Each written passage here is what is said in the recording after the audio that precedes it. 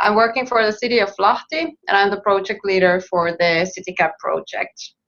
And maybe a few words about like the connection between EU and the CitiCAP project. CitiCAP has been funded by the Urban Innovative Actions, which is an EU funding program, and they always do fund this kind of very radical and innovative projects that we could say that CitiCAP is also one of those, definitely. First, a few facts about Lahti. So we are a fairly small city compared to a lot of European cities. The population is 120,000, a little bit more of that this year. Over 80% of the population lives in urbanized areas, and over 70% of our residents live within 5 kilometers of the urban core. And that of course means that Lahti has a lot of potential becoming a very good cycling city, and that's also one of our aims, long goal aims. And Lahti is also very green, so 9 out of 10 have an urban green area within 300 meters from their homes. So we basically have green in our backyard always. Lahti, the Green Capital 2021, has very ambitious goals. So our aim is to become carbon neutral by 2025. And here you can see the calculations and the potential for our reductions. But here, as you can see, in 2025, transport is still the biggest challenge, as in like almost all the cities all over the world. And that's something that we also want to tackle in our project. And our goal for modal share in 2030 is that more than 50% of our trips would be made with sustainable transport modes. Currently, we're a little bit more than 40, so there is a way to go, but I think we can hopefully achieve that. And then a few words about CitiCAP. So it's not only about the personal carbon trading, but our aim is to promote sustainable urban mobility and reduction in mobility emissions. And what we do, aside the personal carbon trading pilot, we have developed a sustainable urban mobility plan, the SUMP, for the city for the first time. And we are also building a smart bicycle highway to the southern part of the city. But then we have the personal carbon trading. So Lahti, as we know, it at least is the first citywide city piloting carbon trading in a whole city scale.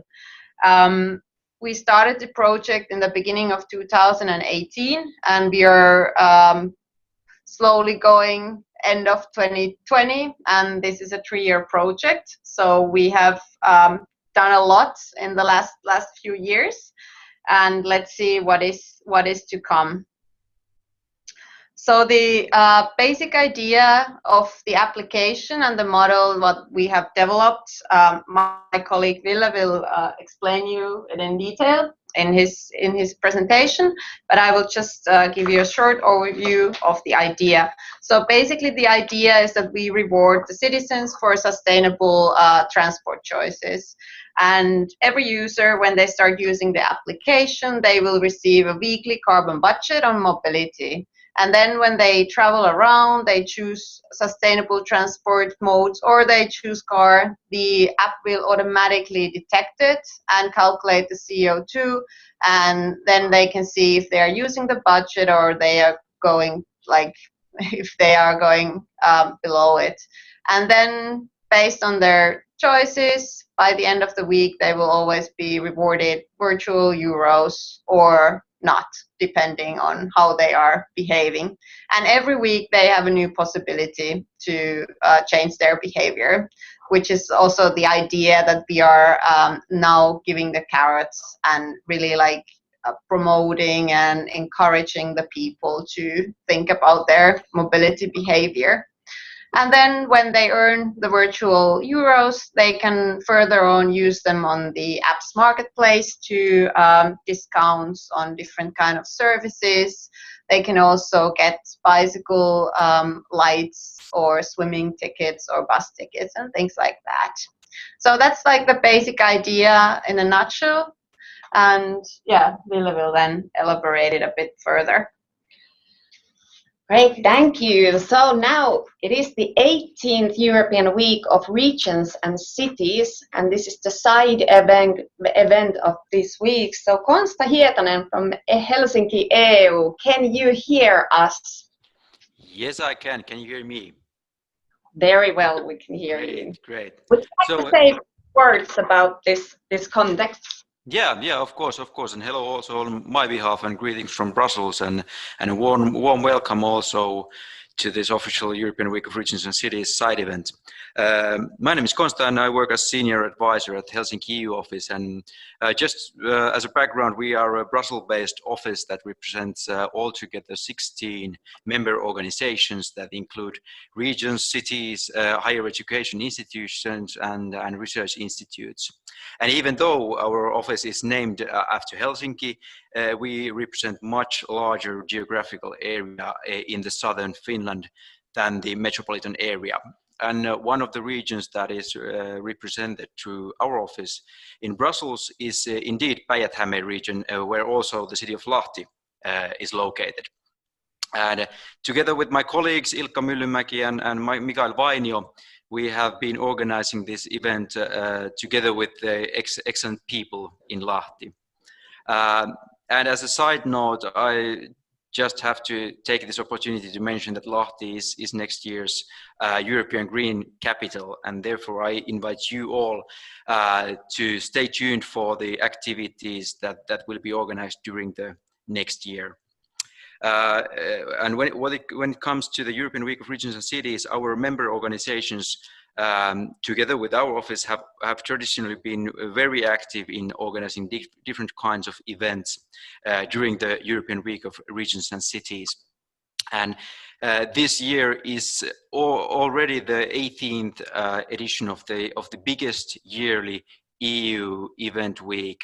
But it's also a rather exceptional one, as all the activities had to be moved to online format due to a very well-known reason. The whole event has been spread over 3 weeks with different themes, including cohesion and cooperation and Green Europe, that are going to be in the coming weeks. But I know very well that this week's theme, empowering citizens, resonates extremely well with today's agenda and the CitiCAP project. And without further delay, I'm just going to hand it back to you, Andrea, and wish you a very inspirational event. Thank you, Konsta.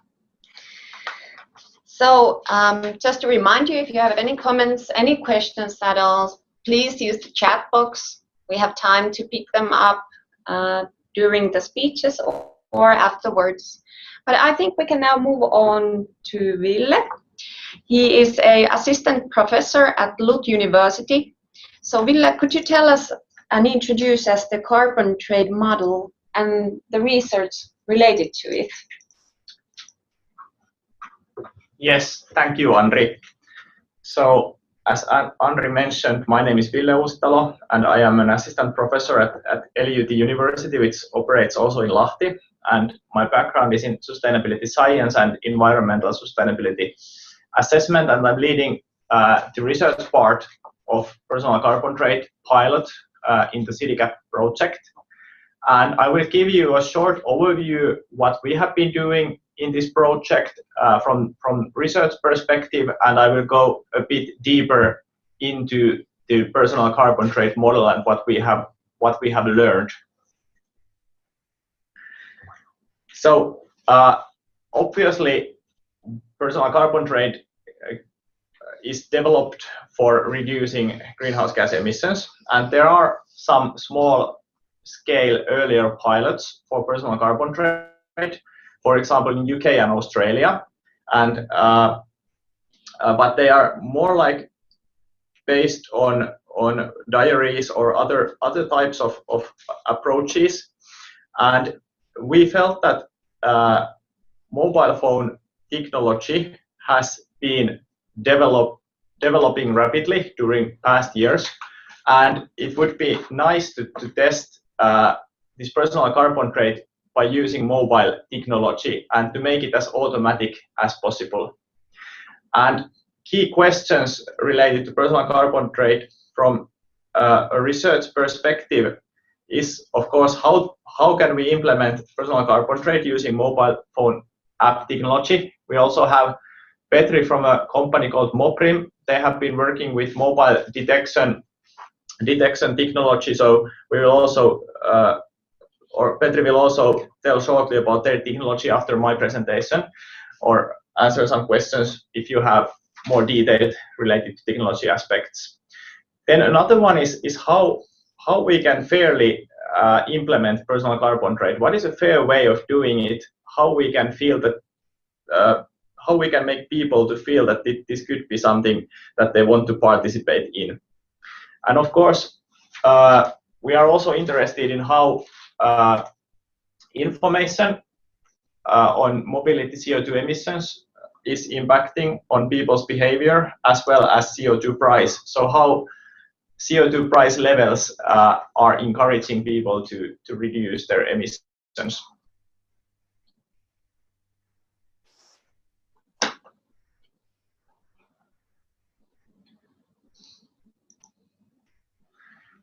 So obviously, how we started the research part, we wanted to know how people in Lahti are actually moving. So we used Moprim's mobile phone technology, and we measured citizens' mobility by using a rough mobile phone application which didn't include any personal carbon trade. So it just measured how people were moving, like what was the mode they were using, and how long distances they were traveling. So we concluded that on average people are moving something like 40 kilometers in Lahti region, and also some previous researches ended up to similar kind of results. And then we also used life cycle greenhouse gas emissions for different mobility modes, and we were able to calculate that on average emissions are something like 21 kilograms of CO2 per week from Lahti people's mobility. And our idea in this project is that let's try to aim to 25% reduction and see whether we can do it. And the target is then that the average would be 17 kilograms of CO2. In Lahti, most of the mobility is done by cars, and there's also quite a lot of train usage because people are commuting to Helsinki, and also the app was able to recognize cycling, walking, and metro and tram and bus. But metro and tram, they are they don't exist in Lahti. They are only in Helsinki, but it's for people who are working there. So then, now we knew what was the baseline where we started, and then we wanted to know what kind of personal carbon trade model we would like to implement. And the first part is emission allocation, which is one essential part of implementing personal carbon trade, because people are moving differently. These green dots roughly represent CO2 emissions from some example people's mobility. So there can be, for example, students who are already just using bicycle or public transportation and their emissions are rather low. There can be aged people who may have some health issues. They cannot walk or cycle long distances, but they are maybe using taxis or other transport services. And there are people who need car for their work, or they have long distance for their jobs, and they obviously have also rather high emissions. And they can be families who have hobbies, or there can be people who, for example, in Finland, there are quite many who have a summer cottage, which are quite often located far away from where people are living, and then people are traveling there during weekends. So the question is that if we have to reduce CO2 emissions from people's mobility, who should reduce and how much. And we did check some previous research literature, and there are different ways how we can try to achieve our reduction target. One is equal reduction, so that everyone gets the same amount of carbon allowances, no matter what their situation in life is. It means that there are some people who are already clearly below their target emission level, but then people who have high emissions, they have to do significant reduction, and it's not necessarily easy, and it can feel unfair for them. Another option is to use relative reduction target, so that we first measure baseline for everyone, and then everyone tries to reduce 25%. Then no one has to do like super high reductions, but it's not maybe so fair for those who already travel sustainably, so they have already rather low CO2 emissions from their mobility. Then a third option is kind of a hybrid version, where we first give a certain amount of emission allowances for everyone, but based on a situation in life, they can get some extra points. For example, if they have health issues, or they have children, or they have to use car for their job, or they live far away from services. And we discussed with Lahti citizens in library and in other events, we discussed what they feel is a fair way for allocating emissions, and also we did a web survey for people, and they voted that this third option, user specific, is the most fair way of implementing personal carbon trade, and that's also how we proceeded in our project. So basically everyone gets a certain amount of CO2 emission allowances, and if they have some special issues in their life, like health issues, or they have to use a lot of car due to their work, then they can get some extra. So this is the base idea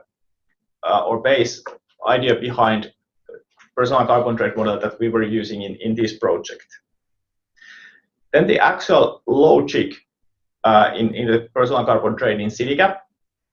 So first, user can download the CitiCAP app for Android or iOS version freely. It's fully voluntary, and when people download the app and install it, they get some initial questions, and some of those questions help us in research purposes to understand what kind of people we have, but then we are also asking those basic questions related to emission allocations. So people may then get some extra, or based on the initial questions, people may get some extra allowances, so which vary from 17 kilos to 27 kilos of CO2 per week.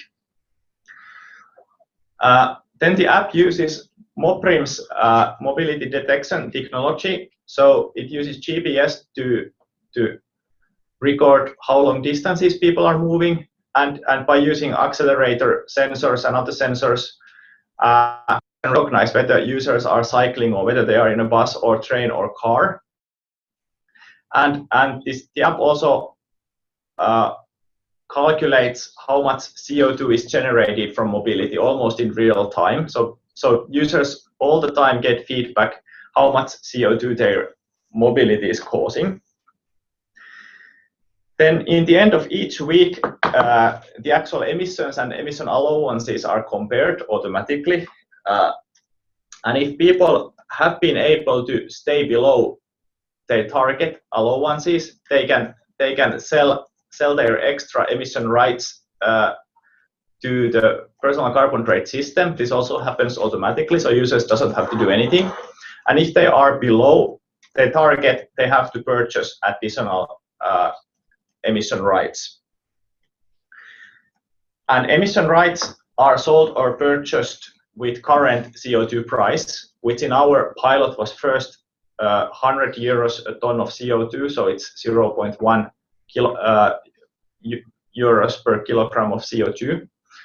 But it's also slowly developing based on supply and demand.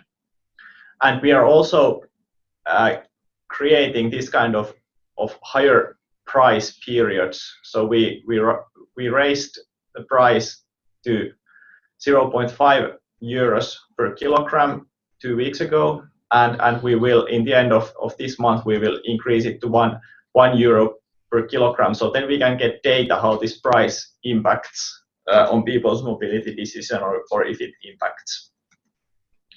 Then the app is always comparing earned or purchased virtual euros in 4 weeks periods. So it's summarizing whether people have been able to earn during the 4 weeks period. And then if they have been able to earn, then those virtual euros are transferred to users' wallet in the app. If they haven't earned anything, then they can try again in the next period. So no one has to pay if they exceed their allowances during the 4 weeks period. They get feedback, but they can try again. So we have wanted to keep this kind of positive aspect of earning, also in order to get as many users as possible. And then those virtual euros can be used to purchase different goods and services provided, for example, by City of Lahti or local companies. And 1 virtual euro is equal to 1 normal euro. Then is the actual technical mobile implementation part. It was led by Lahti University of Applied Sciences, and there was also 3 Finnish companies, Moprim, Future Dialogue, and GoodSign, whose technology has been used in the app. And this is the front screen of the app, how it looks. So the white bar represents this user's weekly CO2 emissions. They are now like 2 kilos of CO2, and this user has 22 kilos target. So if this white bar reaches the end of that darker green bar, then user has used all of his or her allowances. And there is kind of a traffic light aspect that if you are approaching your limit, this whole app turns to yellow, and if you are very close to your allowances or above, then it turns to red. And then below you can see recognized mobility for this user. So for example, he has been driving 10.5 kilometers and generated 2 kilos of CO2, and then he has been walking 100 meters, which of course doesn't produce any CO2. And then in the left upper corner is the virtual wallet where you get your virtual euros if you are able to earn those. Then there are 2 other features in the app, so you can check from a map where you have been moving and how. This could be in the future also very interesting data for cities in order for city development, because it shows how people are moving where, what time, and a lot of interesting data. And then if people have those virtual euros, they can go to marketplace where they can then use those virtual euros to purchase, for example, swim hall tickets, and they get a voucher in the app which they can then use at the swim hall. And some research targets for the app. So I think in total, if we include also all the test periods, there has something like approximately 3,000 user IDs have been created. I think this year there has been 1,500 new users, but we started testing already a year ago. And we get data weekly from 100 to 500 users. It depends on a week. We have seen that quite many people who download the app, then they stop using it at some point, but we are all the time trying to get new users as well. So it's varying how many active users we have. We are also having a small reference group, and we are just collecting their mobility data. So it helps us then in the end of the project to see, for example, if we see that there is a change in mobility or mobility emissions we can more easier see whether it's caused by weather or corona or something else, depending whether we can see the same change in preference group and CitiCAP group, or whether there is a difference between those groups. Of course, one very interesting thing is this carbon dioxide price, how it impacts on mobility decisions, what should be a level of CO2 to achieve real impacts. And we are also doing a lot of like surveys, asking mobility diaries, doing interviews in order to get more user opinions, how they feel this approach, how it could be improved, what was good, what wasn't working, what they didn't understand, and these kind of things, in order to then in the future to be able to give better recommendations what could be done. And just to show you, of course, Corona is also impacting a lot our research part. So this shows our data from the spring and summer 2020. So during this February, we didn't have any Corona limitations in Finland, or they just started to come and people were moving quite a lot. But then early March, we had limitations, different kinds, and we can see that mobility significantly was reduced, and especially public transportation use was almost completely stopped, and share of passenger car increased, but also CO2 emissions decreased due to overall reduction of mobility. Then during June, when the summer holiday season started and many Corona restrictions were cancelled, people started to move again more, and now we are in a phase that Corona is also in Finland increasing, and we will see how it impacts. And this really makes challenges for the assessment how this personal carbon trade impacts on mobility. But that's why we also have this small reference group, and we have those price peaks in order to try to see how it goes. And we also hope that this, even though our project will end by the end of this year, or if we get some extra time early next year, but we will hope that this app is running throughout the next year, which is the Lahti's Green Capital year, so then we will get also more data. But let's see. So thank you. This was an overview of the research part. Okay, thank you, Ville. We have a few questions in chat.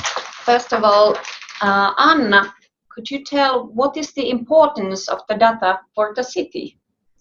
Yeah, of course, the data part is very interesting. So we get a lot of very good, like very accurate data on the mobility of the people, for instance, cycling routes and walking routes. And of course, we want to use that in the future development of the city. We can use it when we are doing like the transport network planning for the city in the master planning part, and then we can see if the people are actually using the routes that we are like designing them for to use, or if there are some changes that we should do all the time. So that's very, very interesting part, and of course very valuable, and that's why we also wish that we could have as many users as possible, also in order to get the data, not only because of the personal carbon trading part. Okay. And Ville, this question might be for you. How did you arrive at the weekly carbon allowances / calculations? Is it based on overall transport carbon emissions of Lahti and number of inhabitants? Not exactly. We came to those numbers so that we measured how long distances average people in Lahti, or how many kilometers people on average are traveling in Lahti or moving in Lahti, and which mobility modes they are using. And by connecting that data to carbon footprints of different mobility modes, we were able to calculate how much an average person in Lahti is emitting CO2 weekly basis. So it's based on measured data and also Okay. Yeah. There's also one good question. How have you been able to convince car users to use the app? Yeah, of course, that's a good question, but there is always a very good possibility for a car user to reduce their emissions. So that's of course the main way of encouraging them, because I mean, I think there is always this part of population that will never change their behavior, that will never switch from the car to use the cycle or to walk. But then on the other hand, we have also received feedback from some people that they have really started already considering their mobility and also choosing bicycle instead of their car. But I think that's also like one part of the project, that we are doing research if, for instance, the trading part, if the prices, the rewards that we are giving them is the thing that really makes the people to switch the mobility mode, or if it's just the thing that they see it on the application, that okay, this is actually my footprint, this is enormous, maybe I should do something. Maybe it's like the health issue, health impacts that they notice, that okay, if I walk and if I take the bicycle, it looks better for the environment, but also for me. So yeah, that kind of things. Can I continue? Yeah. So yes, and the amount of carbon allowances in our pilot, you can still drive a car and quite a lot even. So it's also, if you use car, it doesn't mean that you cannot earn in this pilot. So you just have to have your emissions enough low.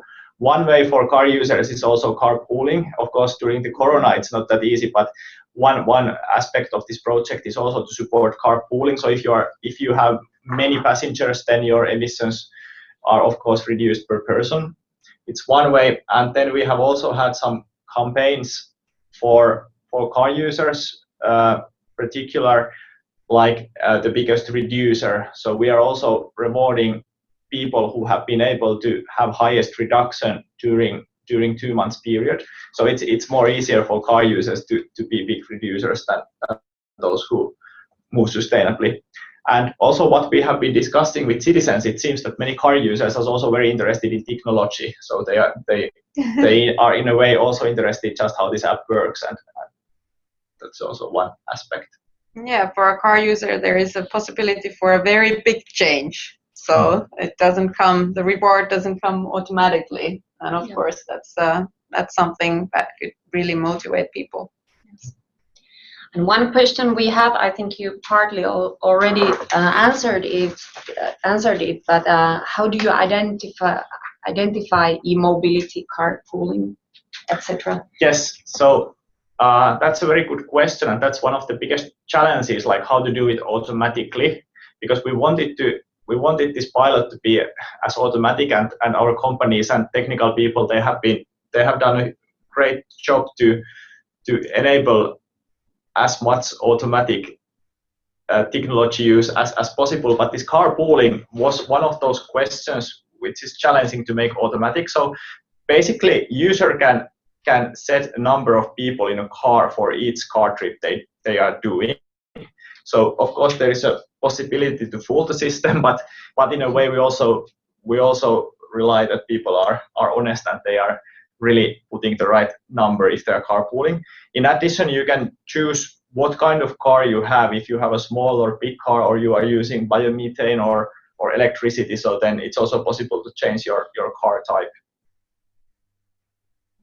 Yes, maybe our next question is related to that. How precise is the carbon generation detection in case of the car, as it depends on the car? Yeah, so basically we have average Finnish car, a large Finnish car, and small Finnish car, which is using petrol diesel. So it's not super exact, but it gives roughly a right amount. Mm-hmm. Of course, it's also dependent on how people are driving, whether it's more like highway drive or city center drive. That we don't take into count in this project. And of course, if you have electric car or biomethane operated car, then you can also choose that one, and it then also represents average Finnish cars. Okay. So there is some uncertainty, but yeah. Okay. We still have few questions from chat. Thank you so much. And once again, if you have any comments or questions, please use the chat box. As you see, we pick them up and challenge our speakers. May I ask some more questions? Yeah. Okay. Sure. So how are you nudging people to continue using the app?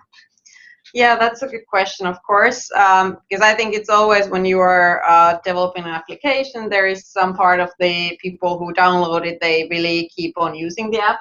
And one of the issues is, of course, that the app should be working properly. So there shouldn't be any technical problems when you're using it, etc. And that's something that we really noticed when we started beta testing our application, so that we also knew that there will be a lot of like technical issues, and then we have been tackling them over the months. And then it seems that then the people, of course, remain more and more. But also like gamification is very important. And we already started implementing this kind of gamification part in the application, but in the end we decided to swipe it away until we get the basic system running. So like implementing more gamification into the application is really something that we need to take into account in the possible next phase of the app development. And we are going to implement this kind of leaderboard, so you can see where you are standing, if you are better than the others, because social pressure is, of course, very, very important and interesting thing as well. So, yeah, there are still ways to do more on that. But for instance, like the biggest person to produce is one of the competitions that we are doing. Yeah.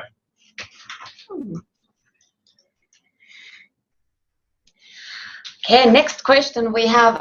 Have you thought about integrating health data to promote walking and biking on top of this carbon CO2 reduction aspect? Yeah, of course there is.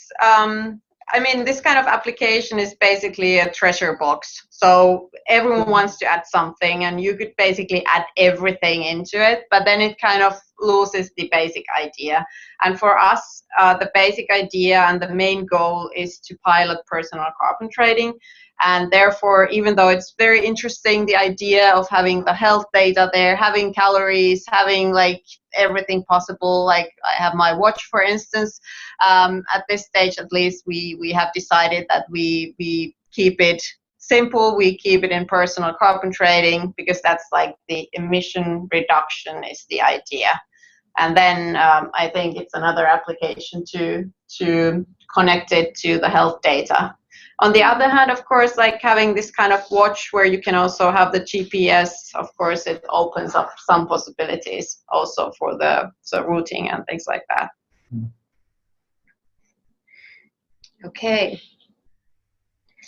We still have a few questions, but I think we can pick them a little bit later. What if we move on to next section? Do we have Petri Martikainen from Moprim with us? Yes. Hey, hello Petri. Hi. Welcome to join us to webinar. Thank you. So under the title, how did we get this far, and what are the future prospects for personal carbon trading as a policy tool? We have a couple of questions, and I hope you're ready there, Petri and Anna. I would like to start up by asking that, Petri, you have been our partner in this project. You represent a company called Moprim. Within CitiCAP, you have been in charge of the mobility detection technology that has been piloted in the CitiCAP project. So, Petri, can you tell us about the possibilities and challenges you have faced, as well as the future potential of this technology?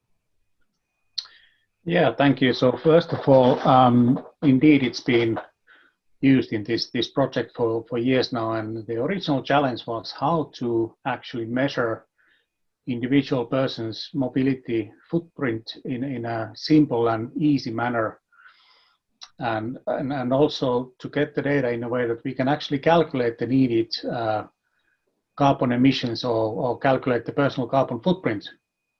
And there we came with an idea that why don't we use the smartphone as a collecting device, because everybody is carrying one and they are quite advanced on the features.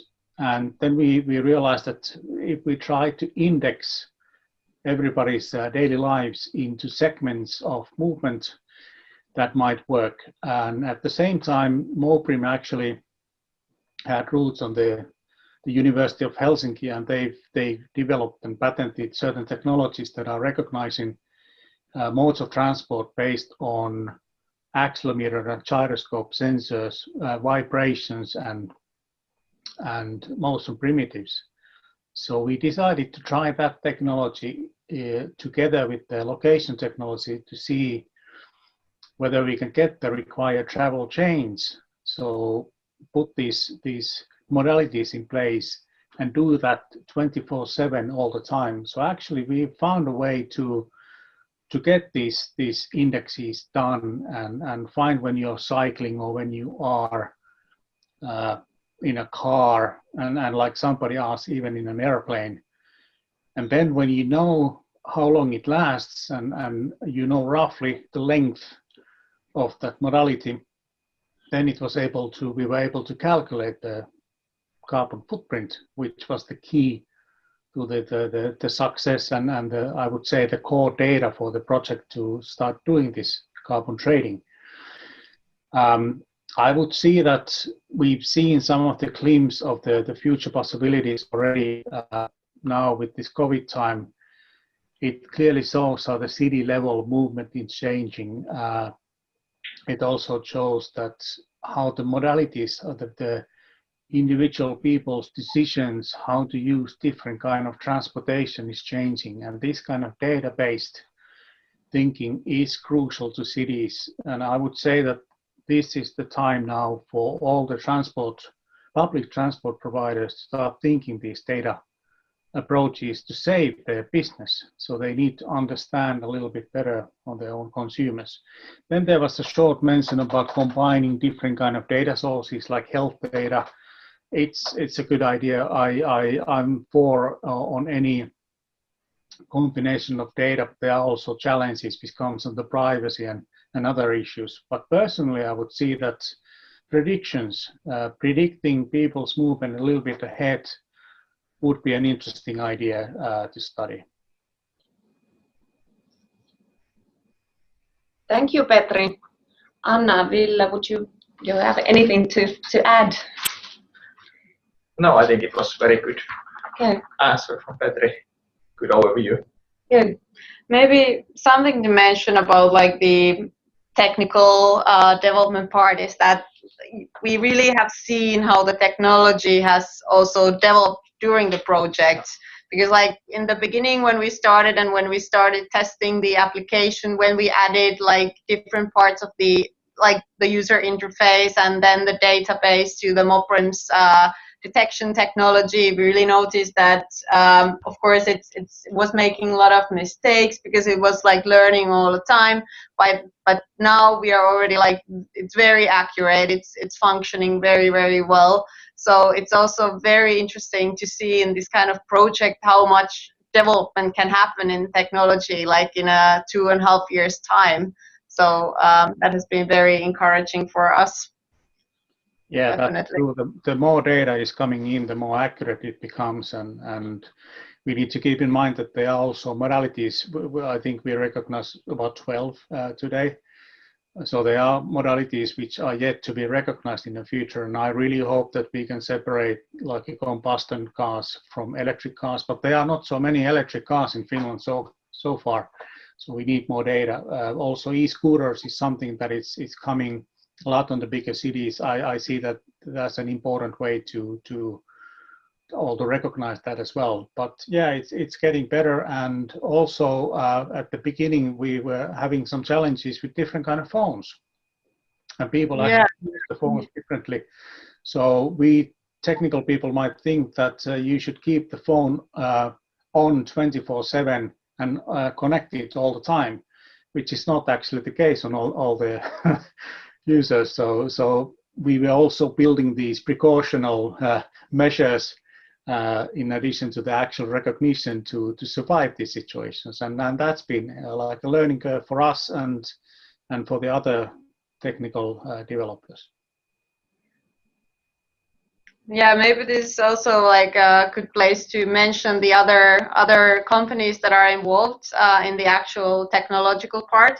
So basically, the application, like I already mentioned, there are like different parts. So the user interface has been developed by a company called Future Dialog, and then the database where all the calculations are. And also the Moprim data will be taken into. It's a platform that comes from a company called GoodSign.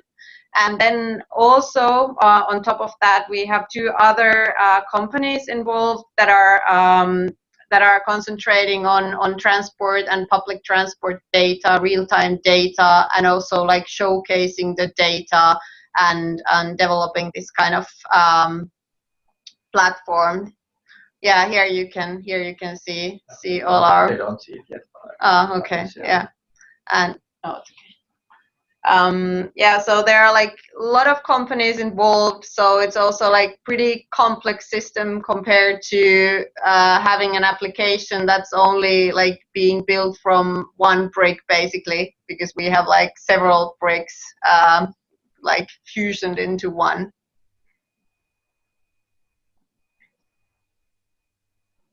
Great. Anything else, Petri, you want to add? Well, at least the one that it's been very advanced project, but I really like the results, because what I hear Ville saying that there is results and they are important results. So it's been a good work, good project, a little bit more towards sustainable life. So I really like that personally as well. Great, thank you. So you mentioned that this whole pilot has been brought up with in co-creation with citizens and companies and multiple organizations. But what have you done to really engage people in the pilot? Yeah, so basically, as we know, we started from scratch in 2018, and then we first started to develop the application. We started to develop the model, and during the years now, we have organized a lot of events for our citizens. We have gathered them together to discuss the application. When we were doing the allocation method. Fair allocation method part, then we were also asking the citizens the questionnaire, but also like the face-to-face events. And then as we started in September 2019, which is like 1 year ago, the actual beta testing of the application, when we kind of could say that, okay, now we are so far that we can actually invite all our citizens to try it. Then we organized during the European Mobility Week 2 big events where we invited like a lot of Lahti citizens, and they also came. So that was very good. And of course, since we are not only doing the personal carbon trading, we are trying to inform the people. We are trying to organize different kind of events that have something to do with the SUMP development, but also, of course, the development and the construction of the bicycle highway.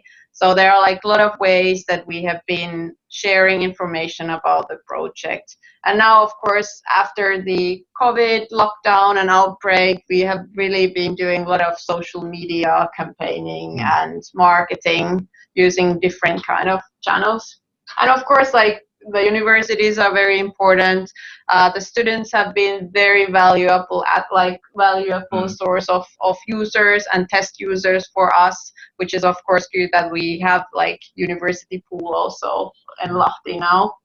Yeah, we are also gathering feedback all the time through the app, and we are also launching like new surveys and questionnaires through the app in order to get feedback from people and their opinions, how they feel this system and what could be done better and what's not working and what is working, and I think that's also very crucial for the next pilots and projects to then learn like what could be done better. Yeah, exactly. And I think also like when we started the beta testing, and then it was, of course, there were a lot of like technical issues in the beginning, as you can imagine, and then still, even though there was feedback that okay, it's not working, I cannot register, but then on the other hand, when we did the questionnaires to collect some ideas, the people were saying that hey, but we like the idea, and of course that's something that's very like encouraging for us then on the other hand.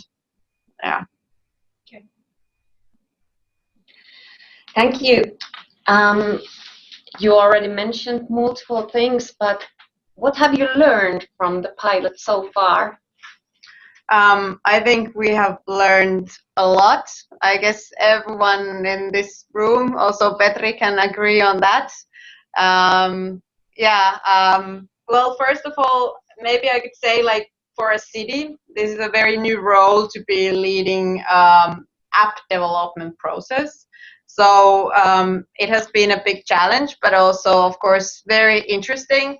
But of course, then you also stumble upon every stone on the way. You need to find the ways how to go further.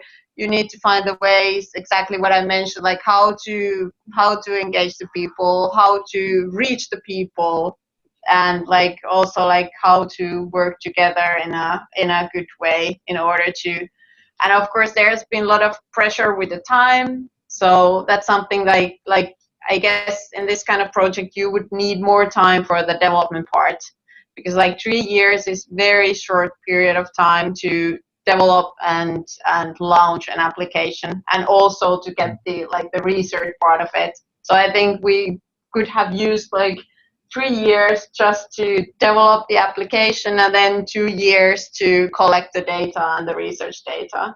Yeah, exactly. And for us as researchers, it's of course a great opportunity to be a part of this kind of project where we get a lot of like new interesting data. What we learned also is that personal carbon trading is very complex system, and it's also very challenging how we should inform users about it, and we have seen that for users it's also very challenging to understand the whole logic, and from what related to app development, there are a lot of ideas what could be added and what could be done better, but in a way I also think that to make it as simple and user friendly, it's also very crucial to make people motivated to use it and make people interested in. So yeah, there are a lot of things obviously we have also learned. Okay, thank you. What would you recommend other cities to consider when developing their own personal carbon trading applications? Yeah, that's a good question, because we of course we are willing to share everything that we learn to other cities. There has also been like a lot of questions if we could share our application to other cities, but of course that we cannot do. There is no funds for this kind of replication work. But I think when other cities, they should first consider what they already have in there, what are like their possibilities, and what is their like readiness to implement this kind of system. Do they have the resources? Do they have the people that can work on this kind of thing? Can they find the partners that they need? And maybe it's also something to consider then first, what are the biggest challenges in the city, what they want to achieve, and like first make like the starting points clear. What are the goals? What are the aims? And then of course, like Ville said, here it comes again, like keep it simple. like start from something small and then maybe make it bigger, and maybe also like develop an open source application, for instance, if you want to have like different kind of users or companies to get involved and things like that.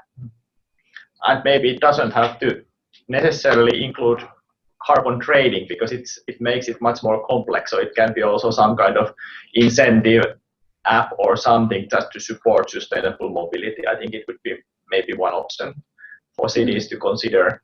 But as Anna mentioned, we are also looking for follower cities who are doing something similar, and then we can learn better from different countries, because I think it's also behavior is a lot related to where people are living and what kind of a city and what options there are. So it's also very interesting from research perspective. Yeah, like all kind of comparisons. And we have also heard that there are some projects, some ideas, similar ideas all over Europe, and that's of course very interesting for us to discuss and chat and see what are like what goes on upon each other and what are the things that we could continue developing together. Yes. Very good. Then how do you see the societal impacts of the pilot in a wider context? And what do you think is the future potential of the personal carbon trading as a policy tool?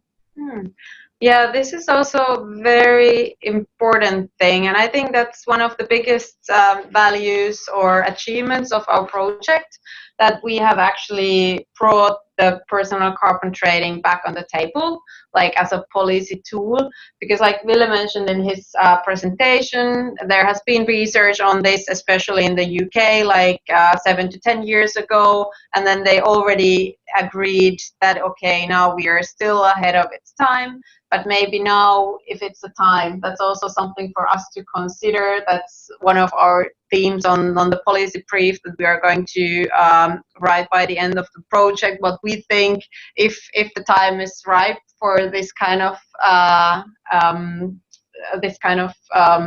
personal carbon trading thing, or if it should be something else. And yeah, I think that's something very interesting, because now you hear it again more and more, the idea, and also like the idea of having other consumption sectors on it.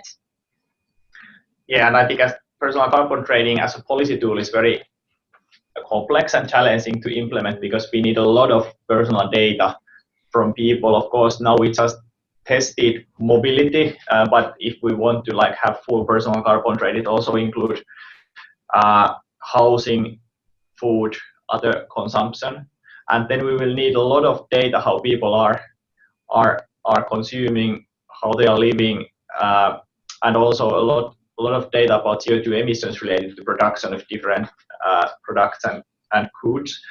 So I think it's very challenging, like how personal data we can gather in the future, and how people will react with it.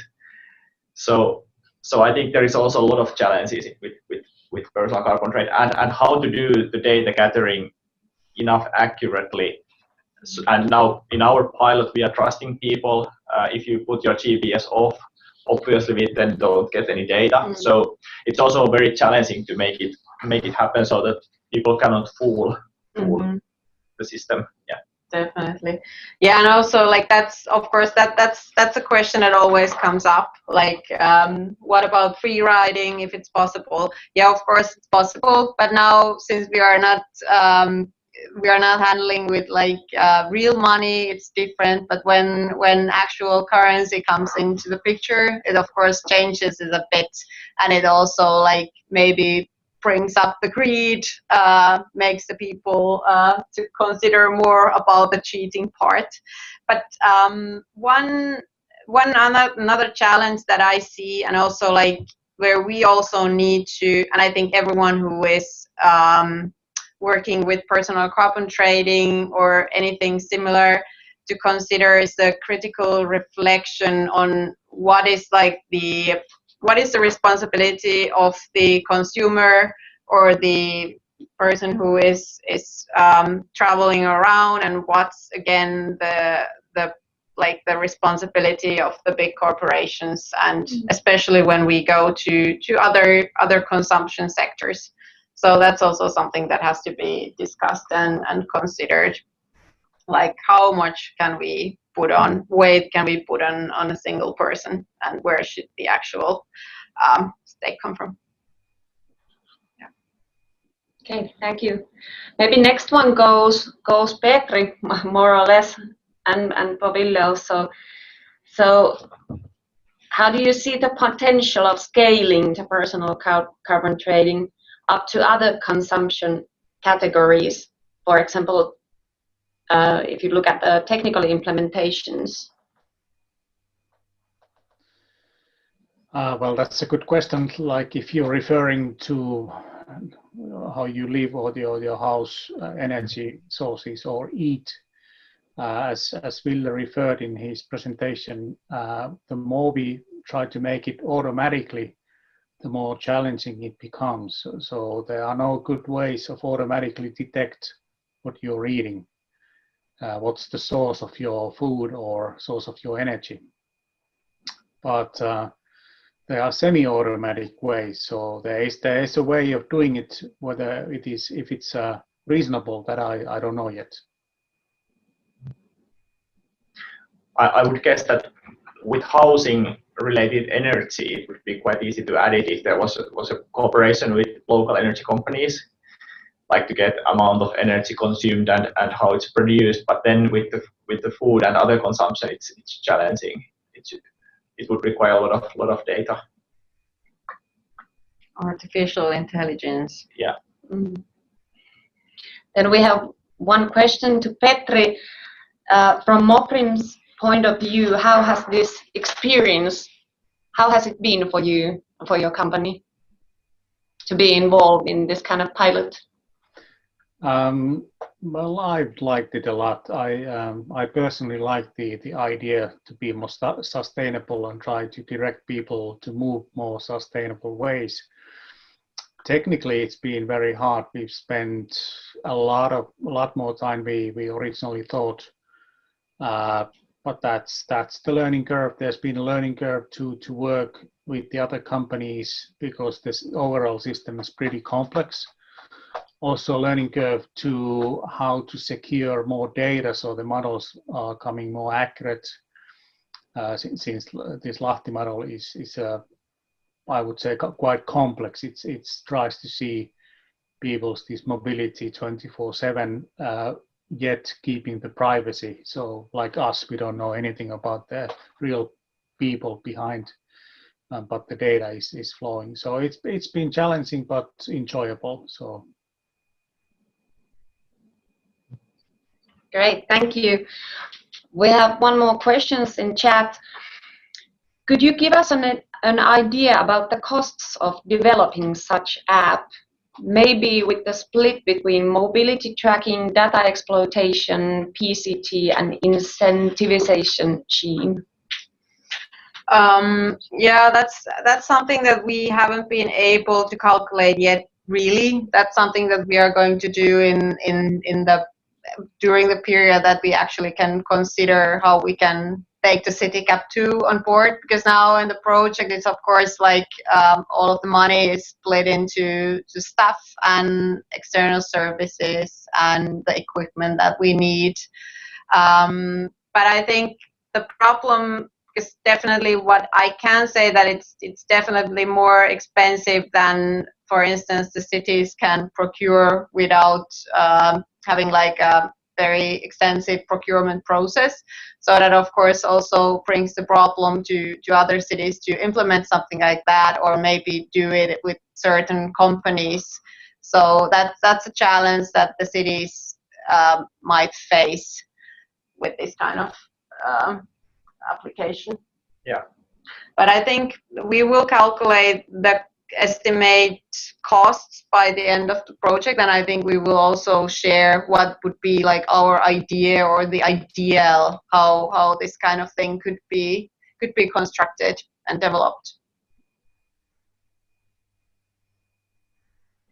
There is also one question, how about flying airplanes? Yeah, that's actually a very good question. When we started this project, that we had to decide quite soon which mobility modes are included. I think Mopri was at that time, Petri, you can correct me if I remember wrong, but was still working with this mobile with flying detection, because it you have to shut your mobile phone when you're flying, so it has to be some kind of another approach. And because it wasn't ready, we decided to leave it out. And also in Lahti we don't have an airport. But obviously it would be very interesting in some future pilots to include flying.